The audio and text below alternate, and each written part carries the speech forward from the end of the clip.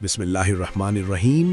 السلام علیکم ناظرین، آج ہم تذکرہ کرنے جا رہے ہیں ایک ایسی وحشی قوت کا جس کا تصور انسانی عقل کو مفلوج کر دیتا ہے۔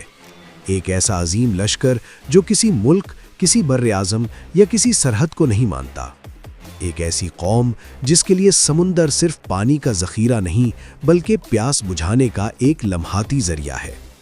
کہا جاتا ہے کہ وہ زمین کے تمام ذخائر پی جائیں گے اور جو بھی سانس لیتا ہوا ان کے راستے میں آئے گا باقی نہیں رہے گا۔ ناظرین، یہ کوئی عام دشمن نہیں، یہ کوئی عام انسانی فوج نہیں، یہ وہ مخلوق ہے جس کے جسم طاقت سے بھرے ہوں گے، چہرے خوف کی تصویر ہوں گے، آنکھیں سرخ انگاروں کی طرح دہکتی ہوں گی اور دانت چھریوں کی مانند تیز۔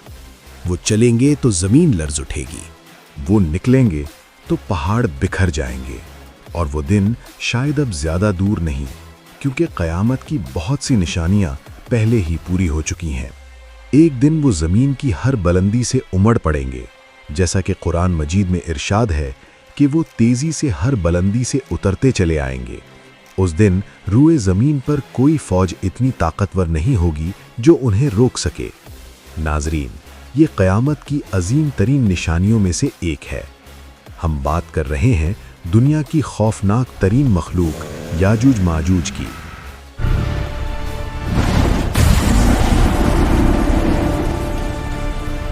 روایات میں آتا ہے کہ یاجوج ماجوج کی آمد سے پہلے زمین کے نیچے سے عجیب آوازیں آئیں گی، چٹانیں ٹوٹیں گی، پہاڑ لرزیں گے اور پھر زمین پھٹ جائے گی اور وہ باہر نکل آئیں گے۔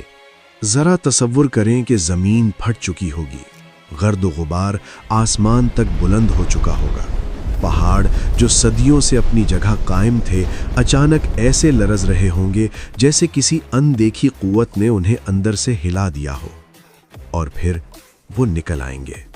نہ وہ مکمل انسان ہوں گے اور نہ مکمل جانور۔ ان کی ساخت انسانی آنکھ کے لیے ناقابل فہم ہوگی۔ بعض روایات کے مطابق ان کا قد چھوٹا ہوگا مگر جسم اتنا مضبوط کہ ایک انسان ان کے سامنے تنکے سے زیادہ حیثیت نہیں رکھتا ہوگا۔ ان کی کھال کھردری، بال بکھرے ہوئے اور چہرے دہشت کی مکمل تصویر ہوں گے۔ ان کی آنکھوں میں رحم نام کی کوئی چیز نہیں ہوگی۔ وہ دیکھیں گے تو صرف شکار کی نظر سے، بولیں گے تو چیخ کی طرح اور چلیں گے تو ہجوم کی طرح۔ یہ کوئی ایک قوم نہیں ہوگی بلکہ ایک سیلاب ہوگا جو رکنے والا نہیں ہوگا۔